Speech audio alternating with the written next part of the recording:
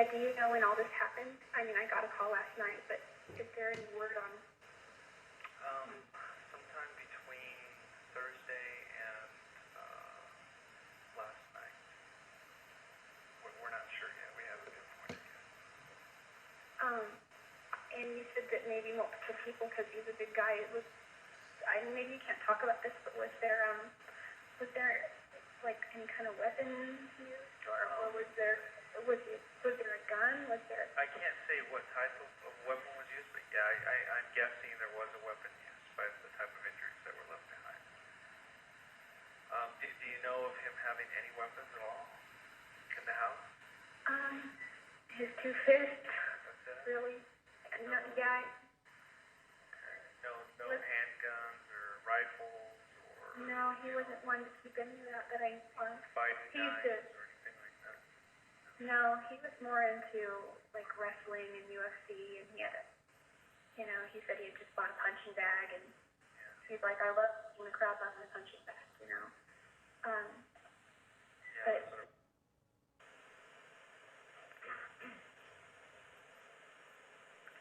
610-08-14-35 hours. Interview with Jodi Arias. Case number 2008-161-0804. Hello? Hello, can you speak to Jodi, please? This is Jodi. Hey, Jodi, this is Detective Flores of the Mesa, Arizona Police Department. Oh, hey, how are you? Good. I just got a message from one of my patrol officers that you needed to talk to me about something. Well, I just wanted to offer any assistance that I might have. I was a really good friend of Travis's, and I just, you know, I know that I don't know a lot of anything, but... What have you heard so far? I heard that he passed away, and that it was... I don't know. I've heard all kinds of rumors. I heard there was a lot of blood. I heard that his roommate found him, or his friend found him, or people were... I'm sorry. It's all... I'm upset, but I've heard that nobody's been able to get a hold of him for almost a week, and that was about the last time I spoke to him too. Which is actually why I thought my friend said I should call you anyway and let you know the last time I talked to him. Yeah, absolutely. I mean, any help we can get from anybody who had any kind of contact with him, any phone contact. I used to talk to him quite regularly. I used to live there. I live in Northern California now. But after I moved a few months ago, and after I moved, we kept in touch very regularly, and kind of fell back a little bit, and it got down to about a couple times a week, but I hadn't heard from him. I talked to him on Tuesday night. I looked at my phone records on the internet to check, and I definitely talked to him Tuesday night. Okay. So was that your cell phone, or? Yeah, that was my cell. It's the only phone I have. So. Is this the number that I called? Yeah. Okay. So, and that was Tuesday night. Do you remember about what time? I think it was, I want to say like 9:15, but I think it was sometime between 8 and 10. No, it wasn't as late as 10. Probably between 8:30 and 9:30 more so. Yeah, I think. And what did you guys talk about? It was brief. I was driving out to Utah, and he was like, "Are you gonna come out and see me?" And I'm like, "No." And he's supposed to make a trip up here at the end of the month because thing that we are doing. It's called there's a book called 1,000 Places to See Before You Die, and it's been featured on the Travel Channel and all that. And we sort of got into that last year where we were starting to see all these different places on the list, and we thought, 1,000 places is a lot of places, but why not? That would be a fun goal. So we each kind of have that goal, and one of the places is the Oregon Coast Mission Experience Festival, and so he was going to come up here for that, and we were just going to go see that in Crater Lake and just different landmarks. And was that trip already scheduled, or was it just something you guys talked about? It wasn't officially like dated, but I had been trying to reach him so that I could solidify my own schedule because I was planning on making a trip down there soon. But it was supposed to happen in May, and then it's supposed to happen last week, and that didn't work out. So he was going to leave for Cancun today, and then he said as soon as he gets back from Cancun, he was going to take the trip because he's going to drive up the coast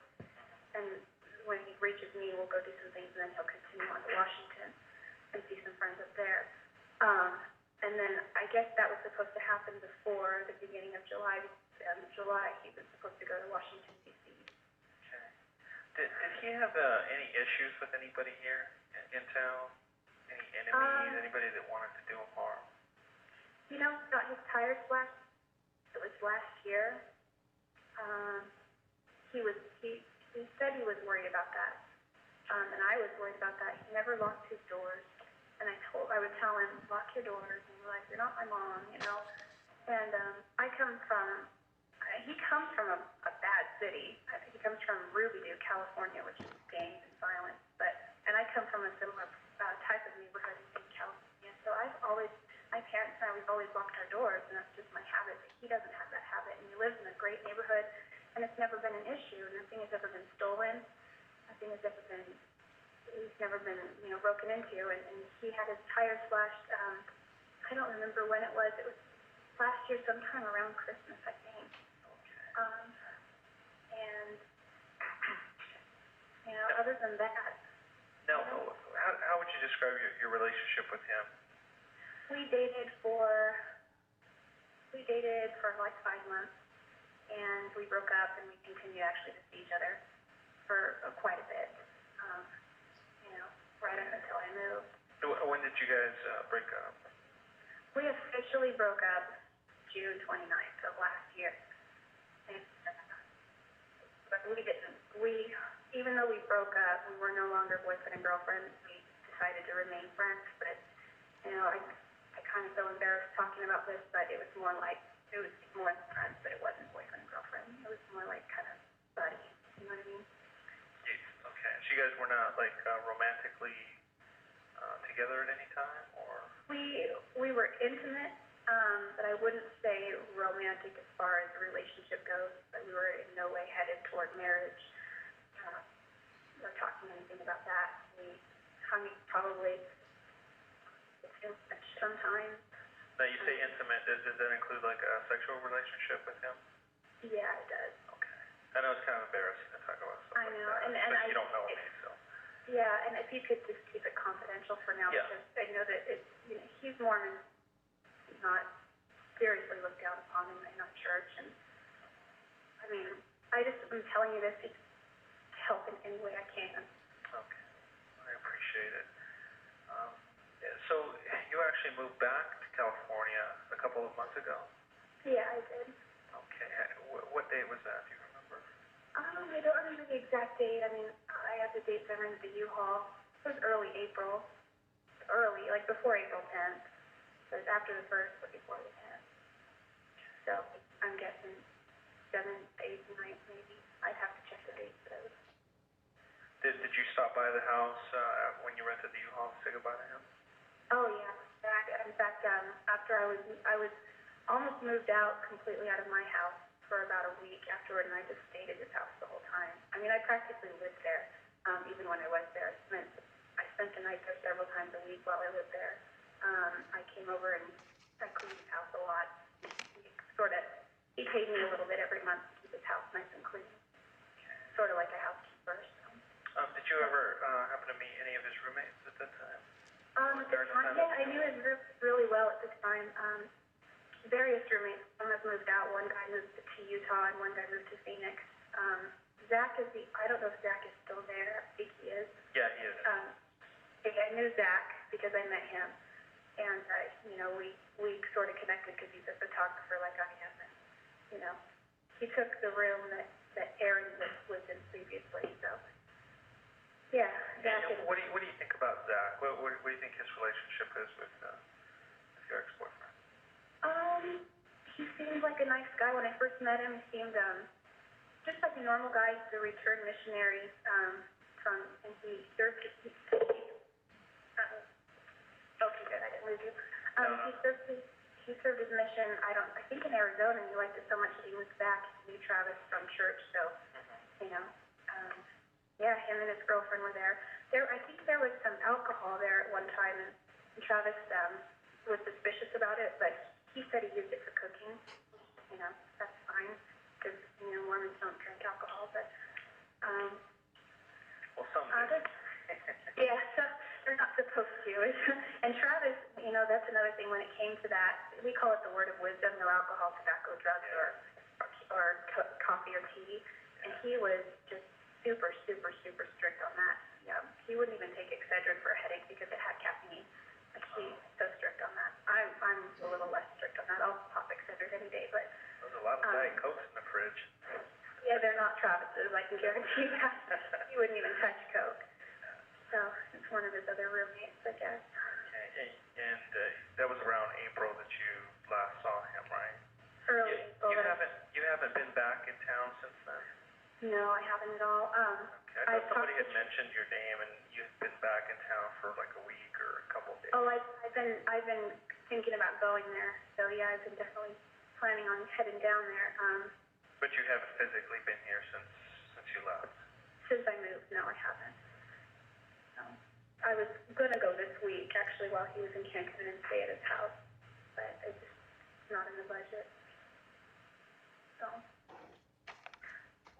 Was that something that you guys had scheduled, that you were going to come down and stay at his house when he was gone? Yeah, no, actually, not. That's what I emailed him about last week because it was kind of last minute. Because I was going to go, I'm looking at a calendar here. I was going to go not this week but the next, and then he was going to come up here that following week, which was before July. And it all sounds kind of weird. We're all like travelers. And I figured, you know, it would be a good idea if I would have a place to stay. His house is open all the time to friends. I mean, anybody in his business or anybody that comes to visit, he gives up his bed. He'll sleep on the couch. He lets them have the whole room. So it just didn't seem like, he said the door's always open, so I would have felt totally okay just showing up and staying at his house and eating his frozen dinners, et cetera, et cetera. And he would have been fine with that too. And I just, you know, he said just always give me a heads up. So I asked him, you know, let me know if that's cool. If not, I'll make other arrangements. And I never heard back. And when was that email sent out? Just a few days ago. I'm in front of the computer, so I can check right now for you. Yeah, if you can do that, please. Yeah, hang on a second. I just log into my account. What's his email address? Yeah, to his email. Yeah, well, what is his email address, do you know? Offhand. His email is travis.alexander@gmail.com.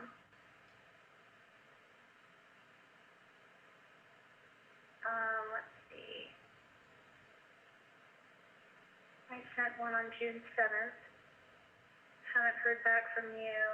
He got a little bit upset when I said I wasn't driving out to see him, but he gets upset real easily. I don't know, he likes to hand over me a little bit, and we kind of guilt each other sometimes. So you guys still had a fairly decent relationship as friends? We did. We had a really good... People that we talked to said that you guys, that your relationship was kind of rocky, and it got a little crazy at times, or... It did.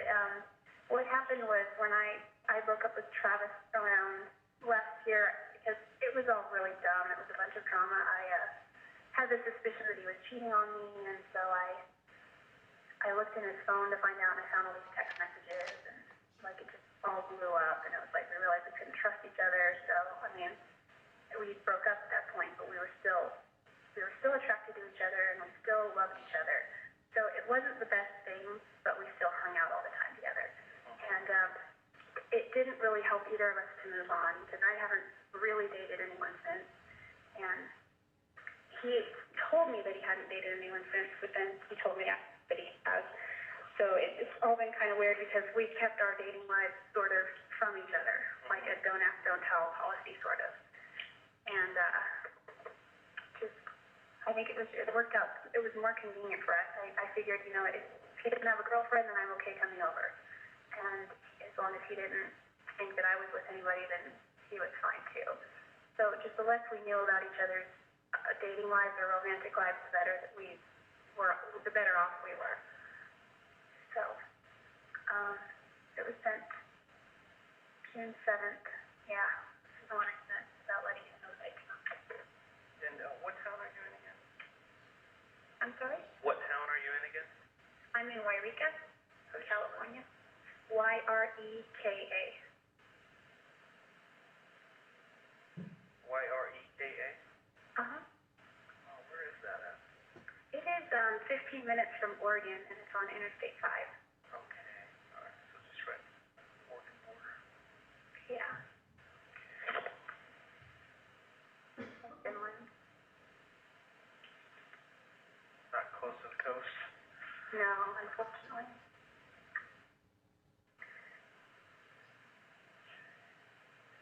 I had some other questions. I'm trying to remember what they were. I mean, you kind of lived in the house for a while. You knew the surroundings and the house, the kind of furniture he had, the bedding and stuff. Can you describe his bedroom bedding and stuff for me? It's kind of an unusual question, but... No, that's fine. I spent a lot of time in there. He's got like, I don't know if it's like Egyptian cotton or whatever, but it's a really nice brown linen, and it's soft. It's not like flannel, but it's soft. And he always brags to everyone about his IntelliGel bed, like it's really comfy. So he's got a great mattress, and it's like, apparently it's like this $5,000 mattress that he picked up for really, really cheap because it was a showroom thing or it was a return, or somehow he got a really sweet deal on it. So it's a king size. I don't know if it's California or what, but it's a king size bed. It's kind of like I think it's like a sleigh bed. It's dark wood. But the bedding is mainly like a brown linen, really nice cotton linen. Yeah, he has, it's maybe different patterns on the sheets versus the comforter, but the sheets are brown and the comforter is brown and the pillowcases are brown. What? So the color of the comforter is brown as well? Does it have any type of pattern or like tassels or edging? No, I think it has stripes. I think it has like, and they're not like colored stripes, they're just like stripes in the brown pattern itself. Oh, like, it's dark brown, but it's got a little bit darker brown, like threading? Yeah, you can see that there's a pattern there. And the sheet may be more of like a checkered thing, I think, if I remember correctly. And his cover too, his bedspread is like, it's a down comforter that's white, and then it's got like I don't know what he used to call it, it has a special name. But so it's like a duvet cover? Yes, it's a duvet. What does the duvet look like? It comes like it's got buttons on the end, and it covers the whole thing, and you slide the actual comforter inside the duvet, which is what you pull off to wash, or you can, that kind of thing. So, and we've, like many times, it's so hard to get in there with one person, so you kind of just grab the corners and we pull it in together on one side, and then you just sort of fluff it out and then button up the buttons. Yeah, because that down kind of just shoves over in one corner and it doesn't want to spread out. Yeah, exactly. So it didn't have like any type of edging or tassels or anything like that you know of, like a light brown. Not that I remember. Is there anything in the house that resembled anything with some type of small tan, rope-ish kind of material or edging or anything like that? A blanket? He may have pillows. Yeah, he may have had pillows. Yeah, he has pillows on his bed, not on the bed, but on the chair that's next to his bed. Yeah, there's those. There's also a round pillow that he uses to make his bed, and there's just one, he puts it in the center. And there may be some kind of tassel thing on that.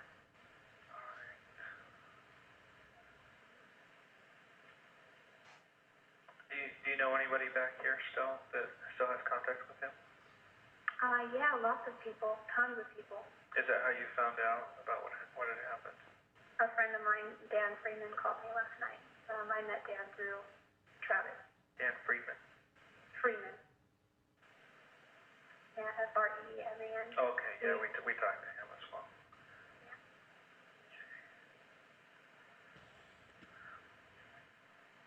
I met him last year with his sister when we all took a trip out to the Grand Canyon and to Sedona. So he called you last night and told you what happened? Yeah, he did. He didn't have a lot of information. Any idea what everybody's talking about, what they're saying, what their suspicions are? They're saying, everything that I've heard was that, and I got a lot of my information from Bishop Layton, more details, and he's basically that. They took everybody and separated them, and I don't know who everybody is. I'm assuming Zach, because he was there, and his girlfriend, because I called Zach's cell phone, and she couldn't tell me anything, but she answered. And she said, there are a lot of people here that I don't know, but Zach's not here. So it didn't make sense. And I was confused, but she couldn't tell me anything. So I didn't get a lot out of her, but Bishop Layton said he was there for 4 hours, and they interviewed everybody. And they all went to the police station, and they're treating it as a suspicious death. And I heard from my friend, Dave Hall, that there was a lot of blood, and I don't know if that's just a rumor that's going around or true. And I also heard that his services will be in California, but that they haven't released his body to his grandma yet. So that's all I've really heard so far. Well, I can tell you that we're investigating it as a homicide. Okay. And not a suspicious death anymore. It's pretty obvious. And it's important for us to find out why somebody would want to do harm to him. Exactly. What kind of stuff he was possibly involved in, or maybe it just could have been as simple as a burglary or an intruder or something that had gone wrong. I'm wondering if he's when they said suspicious death, I thought, well, he's trying to shed pounds for Cancun, so he looks good in boxers or a bathing suit or whatever, or swim trunks. And I know that he takes supplements, and he works out really, really hard. I've seen him work out. It's a very intense routine, and he has these heavy dumbbells that he uses, and he's so strong. I mean, there are a couple times we've tried to wrestle just for fun and show me some moves, and there's just no, I don't see how anyone, unless maybe there were two people, I don't see how anyone could overpower him unless there was... He's a pretty good-sized guy. Yeah, he was close to 200 pounds, I think. Yeah. It would take, I would say, two people, if not maybe more, to kind of overpower him. I've tried with officers, working this job, to take down a woman at 135 pounds who's out of control, and it's difficult to control, somebody like that. No ideas come to mind, why somebody would want to hurt him. Did he owe somebody money? Did he have any worries or concerns about anybody? He did owe people money, but they were all good friends. They weren't, it wasn't a bad situation. It was, in fact, there was one family that lent him money that's very, very wealthy from what I understand, and it's not like it hurt them to lend him the money. Of course, they expected him to pay it back, and he had a very reasonable timeline. And they also had a really good collateral in case he didn't pay back. They owned a piece of stock that he owned, so if they didn't pay him back, it was like $6,000 or something. I think it was $6,000. But if he didn't get them paid back on time, then they would just keep his stock, which would eventually be worth over $25,000. So I mean, I don't think they were worried about that at all. That's the Hyatt family. Brent Hyatt was there last night. But that was when he was struggling financially several months back, and I don't know. I haven't talked to him about how that's going since. But I know that. What's the situation with the car that was? Somebody mentioned a BMW. Yeah, I'm buying his BMW. Okay, because we found a check that was written by you to him. Mm-hmm. I think it was last month. Yeah, I recently mailed him a check. I mailed him that and a few other things. I'm making payments to him. Okay, and you still have that car right now? No, it's actually not in my possession. I did the dumbest thing. I went and hooked it up to the U-Haul. Everything was cool and set to go. And I got the dolly where the back wheels are on the ground because it was cheaper. Yeah. And the U-Haul guy said, okay, drive it up here. Okay, stop, brake. And everything was cool. And I stopped the car, turned it off. Got in the car, left the door open so they could look at everything, and they shut the door and said, you're good to go, and I took off, and this is going to sound really dumb, I realize now that this is not how you tow a car, but I left it in first gear, and I headed down the highway, and I blew the engine to smithereens. It looked like it gave birth all over the highway. There was just black oil everywhere, and So it's sitting at Wes's Auto something, last time I checked. It's sitting there in Mesa, and the guy's been really nice about just keeping it until Travis figures out what he can do.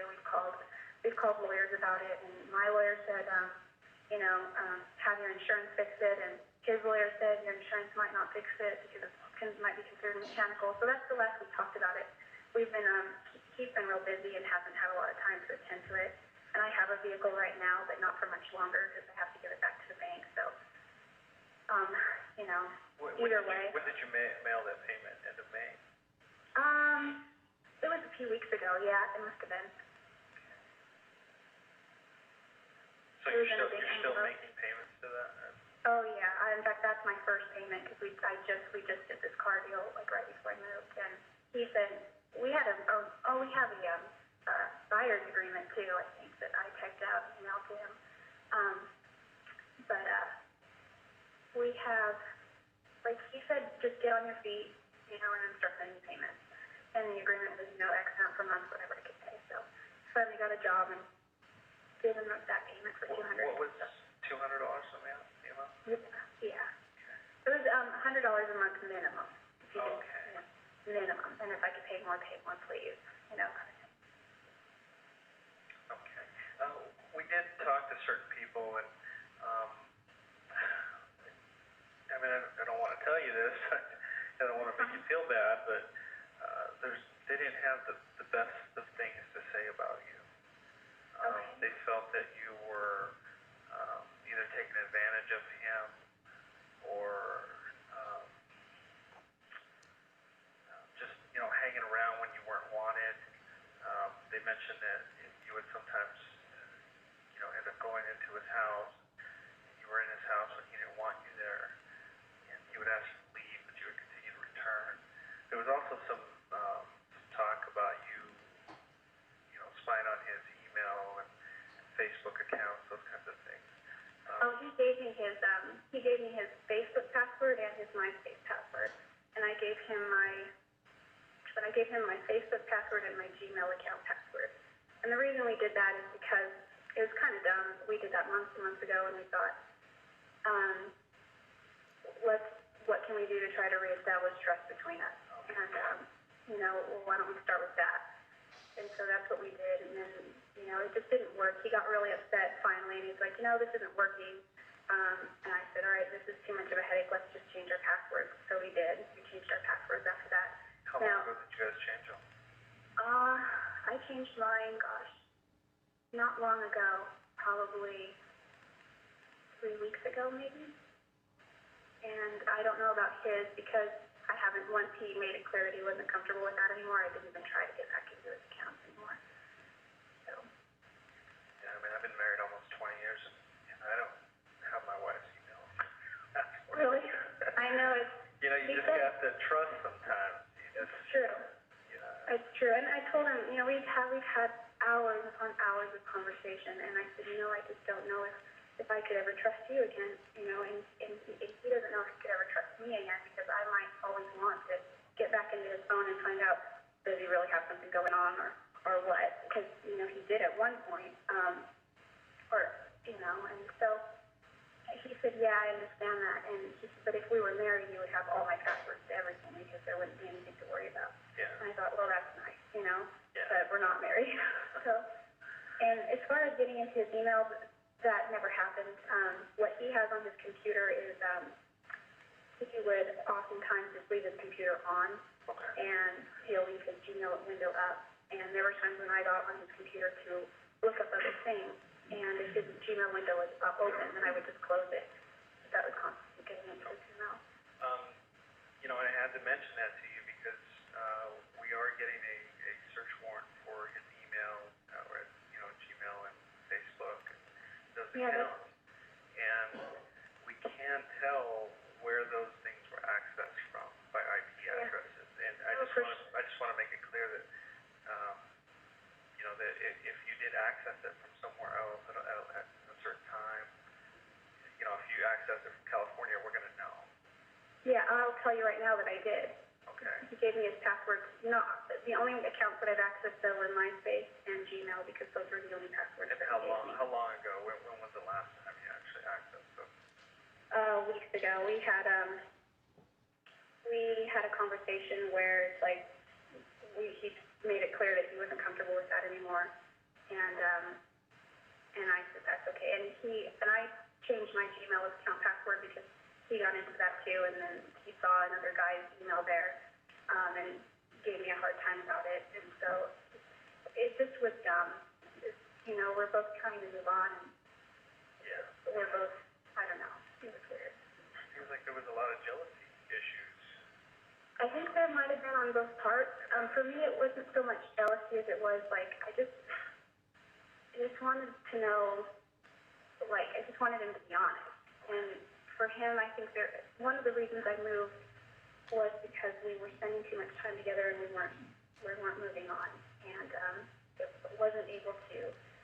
I mean, I guess I could have dated other people, but our social circles were so small that anytime you heard about something, it just wasn't good. Did you move down here the first time because of him? Yeah, I moved there because of him, and I moved away because of him. Primarily, I also moved away for financial reasons. I'm with my grandparents now, but there were three main reasons I moved here. One, I missed my family, two, financially, and three was because of travel. And the main reason that I moved there was because of travel. Okay. Yeah, because when we first arrived on scene and started talking to people, some of his closest friends, began mentioning your name as, hey, you need to call her because she probably knows what happened to him, or she possibly had something to do with it. Oh gosh, no, that's how bad it was getting at the scene. And I needed to talk to you to find out why they would say something like that. Why they would start pointing fingers in your direction right away. I don't know. Maybe because I'm an ex-girlfriend. We've had lots of fights. Was there a lot of issues? I mean, obviously it wasn't a great relationship. It was great for a while until we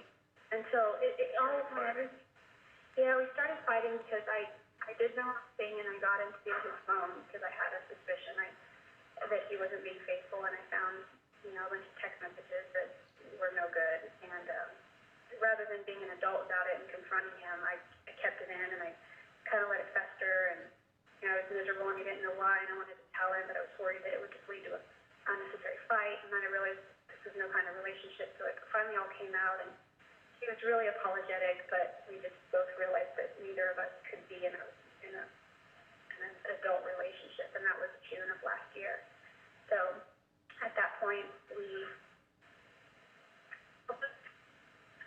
continued to see each other, a long time after that. Well, I'm glad I did get a hold of you again. You did call me because it kind of clears up a lot of the questions I had, a lot of the concerns. It's not what I don't think it's what these people thought was going on. So, I should probably tell you that Travis, when he got upset, he would send me really mean emails. He would send me mean text messages and things. You'll find probably some stuff on his Facebook. I know for sure you'll find one on his Facebook, and definitely in his Gmail, and you're welcome to access all of my accounts too if you want. With Travis, we're probably gonna subpoena all his Facebook and Gmail and everything to see who he was communicating with, what he was saying, what he was saying to him. Okay. I'm not sure how far back. We usually go 6 months to a year. Okay. But in a case like this, we need to know, who had some type of beef with him, why they would do something like this to him. Yeah. I hate telling people over the phone, but it's like I said, it is a homicide investigation, and it was an angry situation. And when we see scenes like this, the first thing we think is these people hated each other. Somebody went in there to hurt him, and they did. And they hurt him really bad. And he's a big guy, and it would take, like I mentioned to you before, it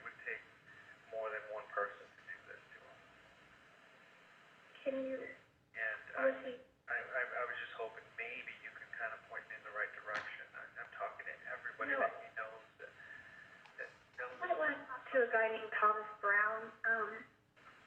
And I don't think that, honestly, I haven't seen or heard from him since he was kicked out.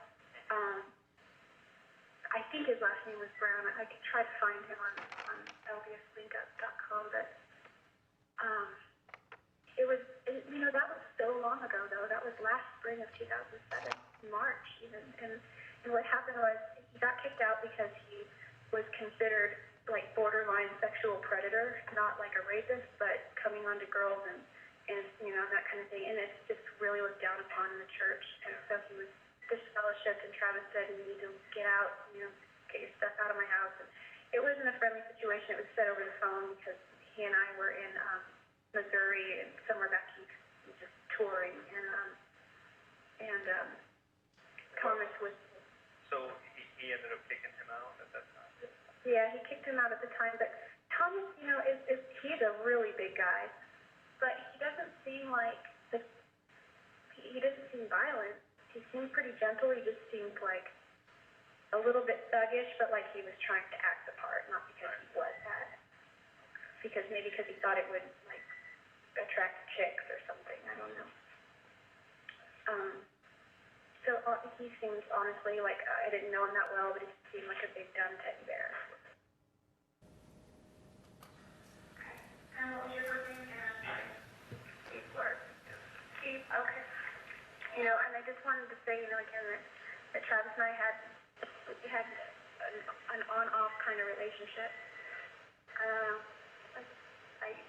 We just weren't talking a lot the last several weeks, a couple times a week, and I just keep saying, what if I just gone down there, or what if I had never moved and I would have been there, and I could have, I don't know. So you guys continued to talk this whole time, huh? Yeah, definitely. It was more sporadic. But we usually talk late at night, like 12, anywhere between 12 a.m. or 1 a.m. and like 2 or 3 or 4 in the morning. He was kind of. Did he have any other cell phones besides? We found one cell phone. No, he had. I'm pretty sure he didn't. Otherwise, I'd know about it. He had his Verizon cell phone and he had his landline. Message sent to my cell phone on June 21st, 2008, from Jodi Arias.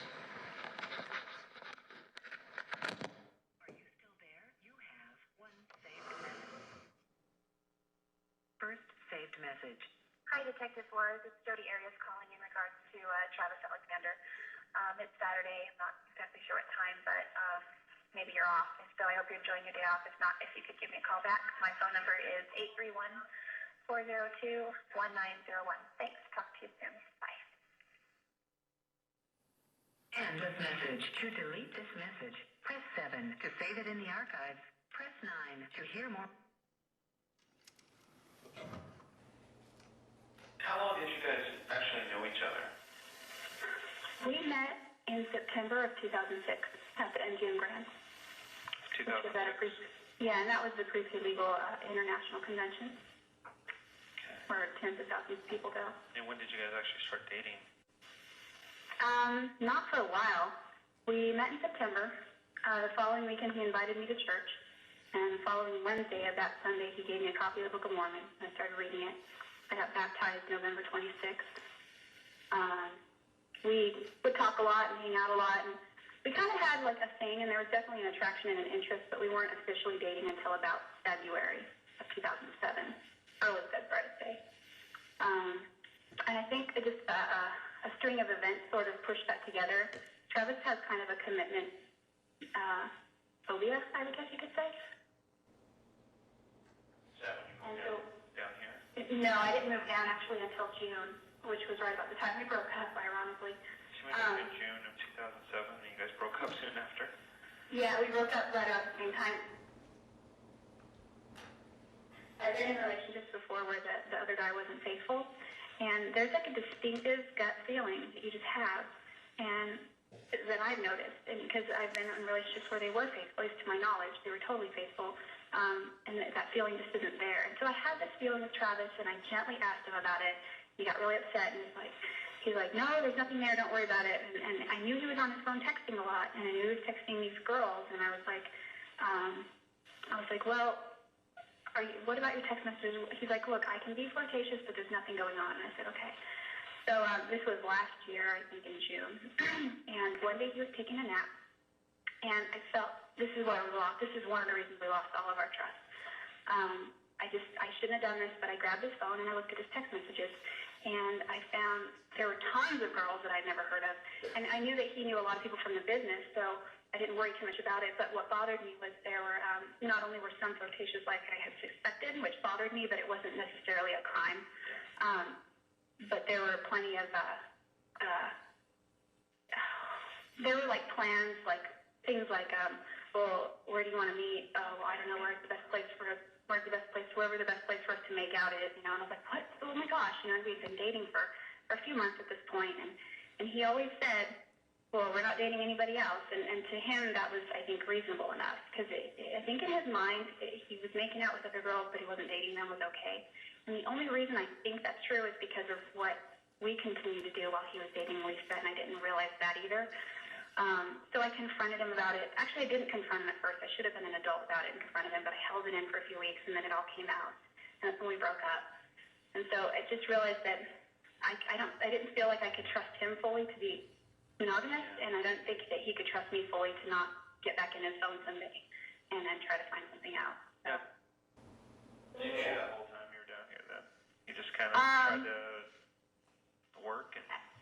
I guess I figured, you know, like Mesa is like the Mormon land of opportunity, honestly. It's kind of the way I look at it. So you just kind of hung around town doing your thing till April or so, and then you left? Yeah, I hung around. I was in the University 6th Ward, went there. He was in his Desert Ridge Ward, and we didn't live that far apart, so, I mean, I was over there a lot. Not a lot, because he had his own social circle from his church that I didn't really want to interact with, because I sensed that maybe there was a little bit of awkwardness there because of Lisa and because of Elena. And that's right. You dated Lisa right after that. And you mentioned it. I mean, obviously you guys dated before. And yeah, we did. We dated last year. We're kind of just still really good friends, but not, you know, romantically seeing each other anymore. Not exactly. We broke up last. Bit, kind of. Yeah, and I would say there was certainly a romantic side to it, you could say, or an intimate side to it. But we weren't exactly on the path to marriage, anything like that, and we both knew that. I mean, some people have some unpleasant stuff to say about you, and I don't know why. I mean, I talked to you, and you seem like a great person, and you know, they're just saying that you were kind of obsessive after the breakup and things like that. What was going on that make them think that? The only thing I can think of, and I realize that, is because I was at his house a lot. But I didn't go to his house unless I was invited over, unless he knew I was coming over. He would send me text messages late at night saying, hey, I'm getting sleepy, ... with some Z's, ... And that was like, that became like my cue. That became like our code word for, I'm falling asleep, you can come over now and sneak into my room and wake me up kind of thing. And so that would happen a lot. And I mean, I don't want to make this unpleasant or anything, but I mean, was there still a sexual relationship going on after that? Yeah, there was. Okay. Last time you were actually at his house was in April when you left? Yeah, it was April. I spent, my friend Rachel that I originally moved down with gave me a futon to sleep on, and I gave that back.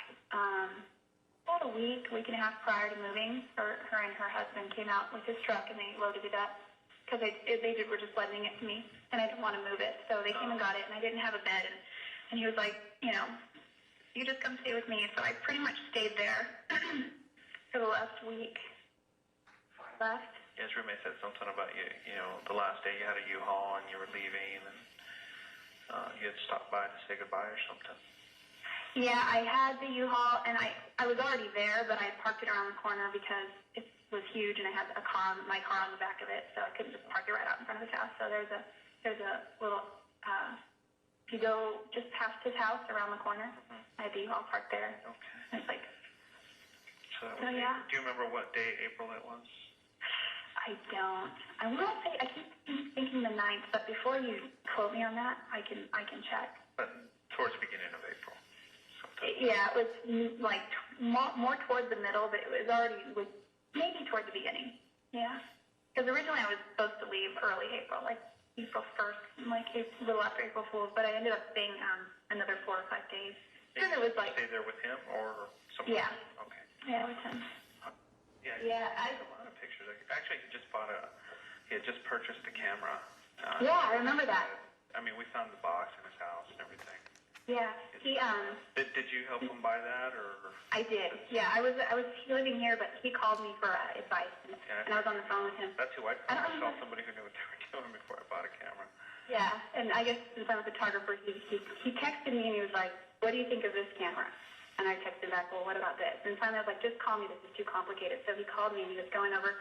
I was like, "Ask her this." And so he was asking the sales rep, "Well, what about this, this, and this?" And where's the flash located, and megapixels, and the brand. I was like, "Don't get anything Kodak, you know." Just different things. So eventually he settled on, I don't remember what he got, but it sounded like it was a really nice camera. Do you remember when you bought that camera? April, maybe? I know it was after I moved. It could have been in May. Okay. Could have been in May. I know it was after I moved up here because I was here while I was on the phone with him purchasing it. So you never got to see the camera then or anything? No, and I'm trying to remember. Well, Maybe. the reason I'm asking is because we found this camera and you know, it's pretty much ruined and we didn't know why. Oh. I can't, discuss why, but, or how it's ruined, but we're just dumbfounded. We have no idea why somebody would, destroy his camera. And I wonder if you could describe it to me, but obviously you haven't seen it. You've never touched it, never seen it. So. No, I'm thinking there's a picture of him on Facebook where he took a picture of himself in the mirror, and I think that's his camera. So, I mean, I can't tell what it is, though, because the picture isn't really sharp and it's a small resolution.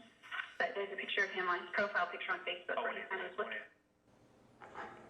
Calling Jodi Arias.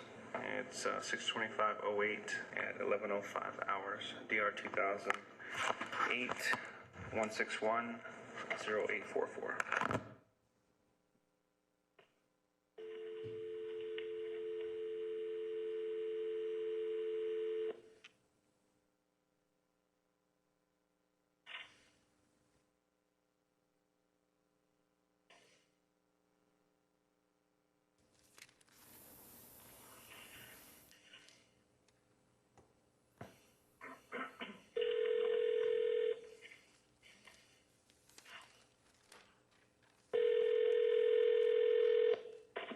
Hello?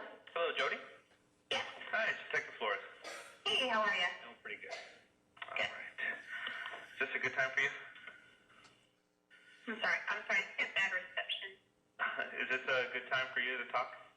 This is fine. I'm just driving through a spot where I'm good. Okay. Sorry. Got you driving. Hope I don't distract No, you too much. That's okay. Car accident or something. Yeah. All right. Hey, the reason I wanted to talk to you is just to kind of figure out what was going on the week just prior to when we found Travis. Because we're still not sure what day this incident happened. We're trying to figure out who had contact with them. And I know I talked to you a couple weeks ago about what was going on, but it was kind of brief, and I was just trying to get to everybody who had a theory or whatever. But can you tell me what was going on? Let's just say starting on Monday. I think it was the 2nd. Monday the 2nd. Tell me if or when you had contact with them, or the last. Yeah, I know that I talked to him early Monday morning, I was just up late Sunday night, for example. And I probably talked to him, it may have been a good 45 minutes that morning, and we were just talking about how he had a conversation with another person about Gordon Hinckley, and it was a really good conversation. And he was just talking a lot about what was said there, and I think we probably talked till about 4 in the morning, I'd say. Wow. But yeah, he was a night owl, I'm a night owl. And it wasn't a really long conversation. Like, we've had conversations that have lasted hours and hours, but this one was probably only I want to say 45 minutes. It may have been longer. I guess I could check. And that was late at night? Well, technically it was early Monday morning. Okay. That would have been the second. So, yeah, that was primarily what that one consisted of. And, you know, he knew I was taking a road trip that week, and he was kind of guilting me because I wasn't going to Arizona. I was going to Utah. Why was in a there, nice was there way. a conference or something in Arizona as well? Or? It was, the primary reason, and I didn't tell Travis this, but the primary reason I was going there was to meet somebody. And, you know, we weren't, like, totally open about our dating lives just because it was just an area where we just kind of decided it would be best to not give each other all those details. And so, you know, just because we had a past from before. And, you know, we kept each other, like, moderately informed. Like, he told me a little bit about this person, a little bit about this person, but we didn't go into a lot of detail. So I didn't tell him that I was making this big trip out to Utah to go see somebody. I think he suspected it, though. He was just like, well, who are you going out there to see? And I'm like, oh, nobody. I'm just going out, you know, to see friends. And because we both have a mutual circle of friends in Utah, you know, from prepaid legal. So I told him that was the reason I was going, was there's a briefing out there. It's called a business briefing, which happens every week on Thursday nights. So I was leaving for that, and, you know, there was that reason because I knew I would see a lot of my friends that night, but also to spend time with my other friend that I was meeting. And his name is Ryan. So I talked to him that day, and later on that morning I got on the road. And my car isn't the best mechanically, so I stopped in Redding at the airport to rent a car, and someone had driven me there. My future soon-to-be sister-in-law drove me there. And let's see, I got the car, came back to my brother's house, and took a nap for a while because I'd been up all night. And then I got on the road, and I went to Santa Cruz, and I met up with some other friends. I'm from the Monterey area. Okay. So I have lots of friends there, and I stayed the night at a friend's house there and visited with some other friends the next day, and then drove to LA so that I could see my other friend's baby. I'm a photographer. I don't know if I told you that. Yeah. But, yeah, I'm a photographer. She just recently had a baby, and I'm trying to build my portfolio with, you know, infants and things like that. And she was really excited. Again?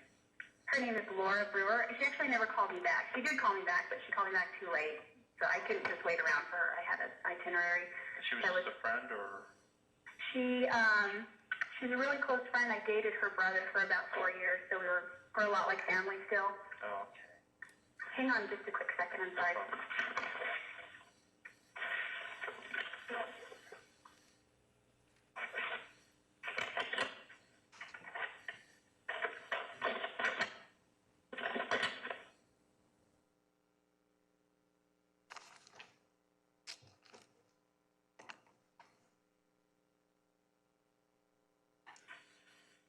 Are you still there? Yeah. I'm sorry. My phone, I gotta figure it out. Sorry, I'm just getting out of my car and it's a little distracting. No problem. Okay. All right. So that's the last time you talked to him was like on Monday morning. No, I'm sorry. I did talk to him on Tuesday night. Oh, Tuesday night. It was brief, though.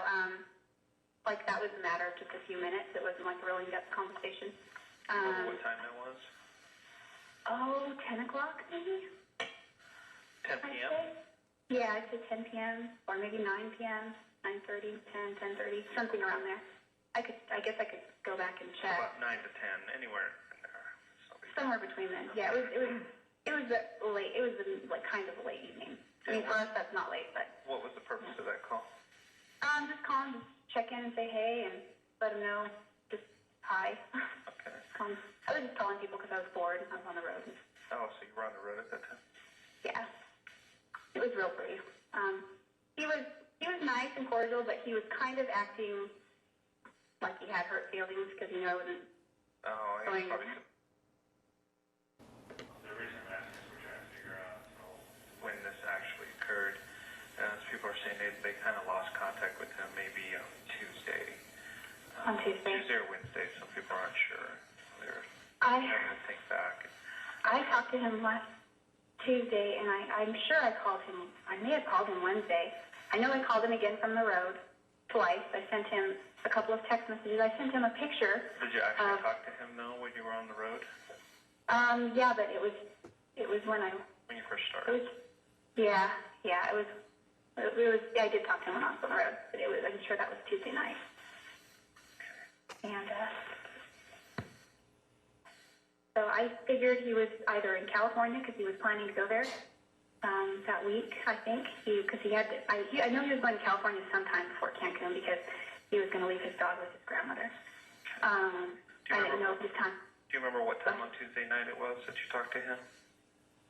Oh, it was dark. So I think it was like maybe 10 o'clock, 9:30. And at that time you were still kind of like, were you still headed to LA area, or were you already out going to Utah? Yeah, I was in Pasadena when I talked to him that time. I think I just left Starbucks or something. I don't remember. I don't know if I had gotten gas yet or what, but I left Starbucks and I was talking to him. Now, what was the conversation about? It was really brief. It was 2 or 3 minutes, and I just said, hey, I'm on the road still and going, he knew I was headed to Utah, and I just called because I had called my sister, and I think I may have called Ryan. I don't know if I called him yet or not at that point, but I was waiting around for a while for Laura, and I didn't know where she lived and couldn't get her brother because he was at work, and I didn't want to just show up at her house because I hadn't heard back from her. So I was just killing time and called him, talked to him briefly, and that's about the last time people were able to get a hold of him as well. And then what's unusual is people are saying, we texted him and called him, and then pretty soon his voicemail was full. Yeah, that's unusual because he deletes messages. Like, he doesn't save anything, even if it's halfway sentimental. Like, he rarely saves that stuff. So the next time you tried to call him, you weren't able to get a hold of him? No, I left him a message, and I sent him text messages, and he doesn't always pick up, but he's usually pretty good, and he doesn't always respond to text messages either, but when I didn't hear from him for like 2 days, and I called him again, and I didn't want to be obsessive about it, because, we're not together anymore, and I'm just like, I don't like calling him too much, but he calls me or I call him, and it was a pretty good balance, but at one point it was like, okay, at what point do I start calling friends that live there? That thought crossed my mind, but I was like, no, he's in California. He's going to Cancun. But you didn't get to meet with her then? I didn't. So I hung out there for a while at Starbucks and, just refilled and all that, and we talked on the phone for a little bit, and then just got on the road and went to Utah. Slept in my car. Man, that's a long drive from LA. It's about 9 hours.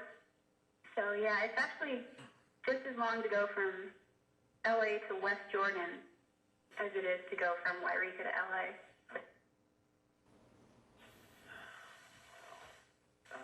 Let's see. So the meeting in Utah, when did that happen? Mm-hmm. That was Thursday night at 7 o'clock. I don't remember the exact location, but I followed Ryan there. Oh, so you met him there? Yeah. Yeah, I ended up, we crashed at his house for a little while and, just hung out and all that. And then, went to meetings and then slept a little bit longer because I was, before I got on the road. And then, Yeah, I can't remember who it was up there in Utah. They called me and they said they knew Travis. They said that there was a meeting on Wednesday, or was it Thursday? there is a luncheon on Wednesday. I didn't go to that though. I don't think I went to that. No, I went to some kind of meeting.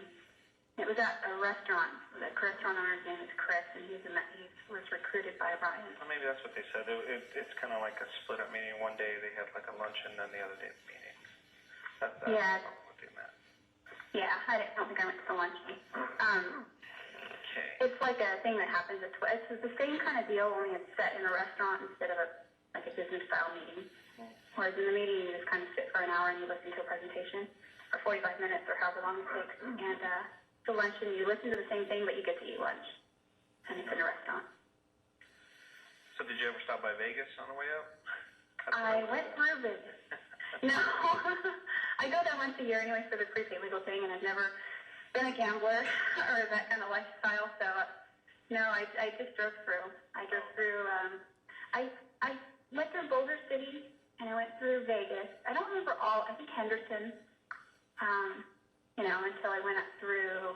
I think it was St. George. It took a while. I was on the phone with the night with Ryan that time, but so he could keep me awake. But I still had to pull over anyway. So I mean, I'm not shy about just pulling over wherever and sleeping in my car. Then there's so many times on the road. Be careful. It is. It's not the smartest thing. I realize that. I usually park my car in a place where I can just drive off if I need to, if I have it backed out instead of, and I have the keys in the ignition. I'm ready to go. But either way, it's still kind of unsafe. Anyone could break a window or something. But this day and age, you can get yourself some protection or something if you're driving alone. I was thinking of that. I know, and I just, I don't know. I guess I do, but It's not too difficult. California, I would say, it's a little more difficult because at least in Arizona, you don't even have to register any weapons. You just go by Really? and that's it. Well, I've actually looked into handguns because I have a list of things that I'm really scared of that I'm trying to overcome, and that's one of them. And being in front of a public crowd is another. And I was shaking when I sang the national anthem. There was only 200 people, but I had to hold the mic with both hands. I was shaking.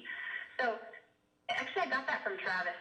Just trying to push yourself and get out of your comfort zone and make yourself uncomfortable and do things that you're scared of. And so I've been looking into that, but handguns are expensive, and it's not really in my price range right now. It's not. But anyway, what was I saying with that? We just discussed that the next 2 days after that you weren't able to get a hold of him, and Yeah, you were thinking about calling his friends.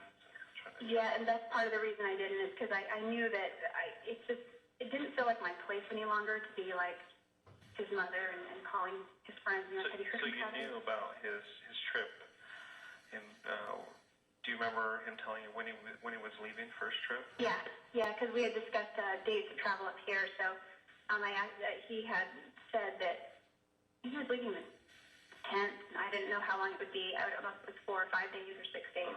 But I did know that the last we had discussed is his trip up here was going to be after Cancun and before D.C., so it would be sometime toward the end of June. And it would probably be a 4-day thing for me, or a 3-day thing, but longer for him because he was traveling along the California coast and then on to Washington. Okay, so he was going to leave the 10th, and when was he going to come back? I don't know exactly. I know that they're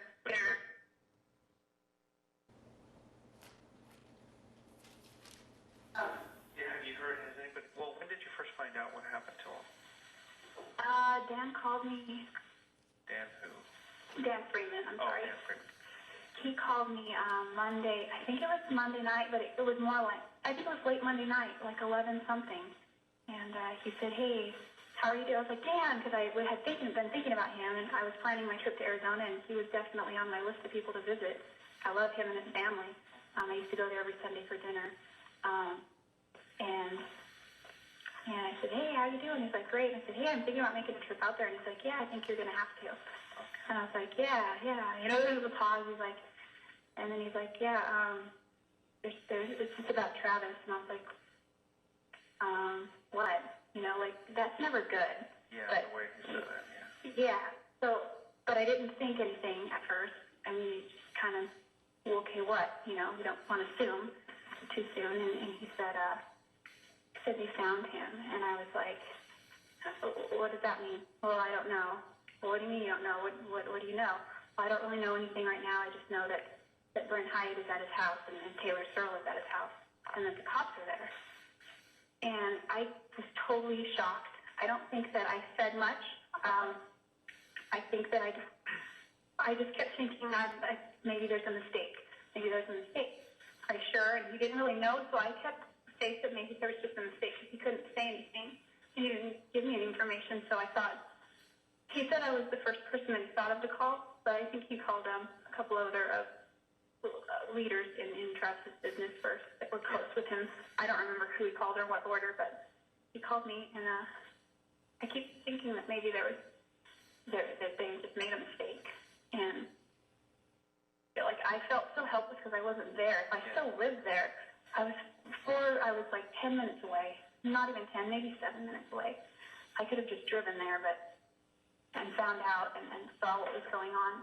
I just felt totally helpless. What did you think about it? I mean, the last time you had talked to him was what? Was it Monday or Wednesday? What was it? I think it was Tuesday evening, I think. Yeah, Tuesday night. Yeah.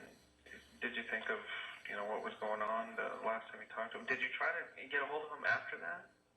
Yeah, I did. I tried to get a hold of him. I called him Tuesday night. I called him subsequently and emailed him a couple times.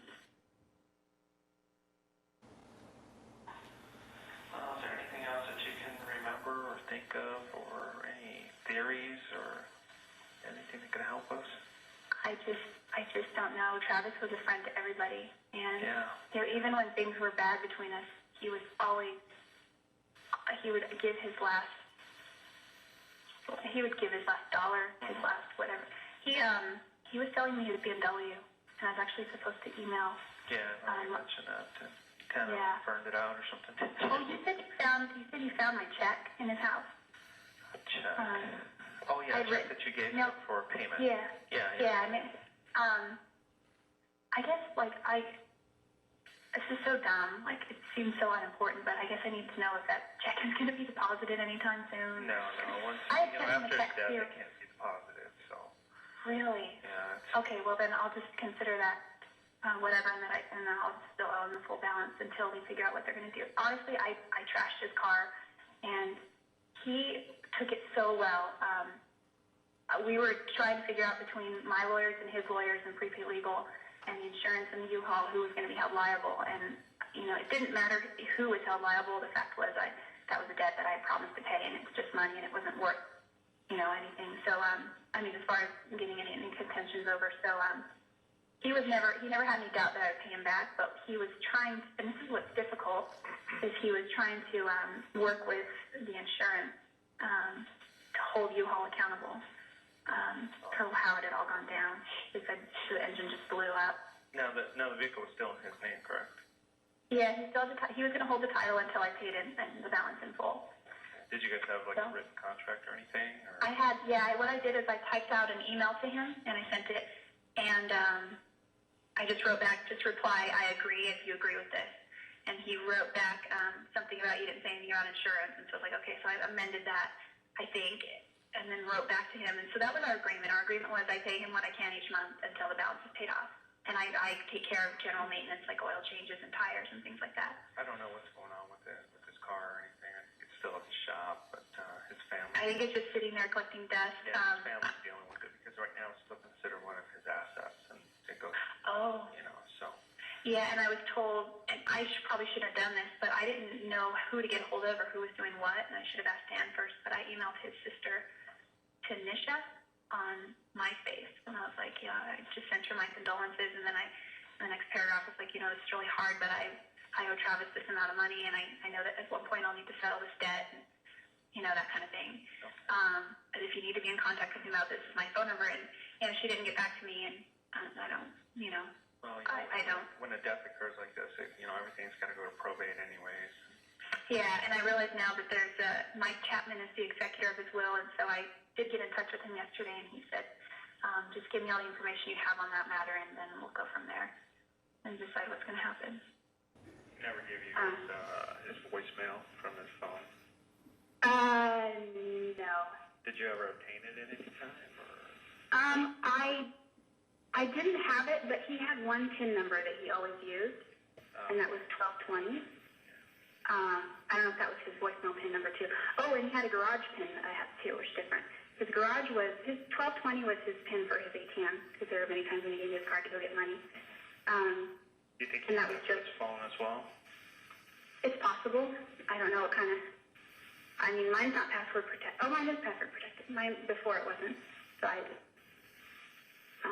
so the one for his ATM was Joseph Smith's birthday, so that's how I always remember that. And then he gave me the garage PIN number, which was 0187. And I think that was Chris Hughes' birthday.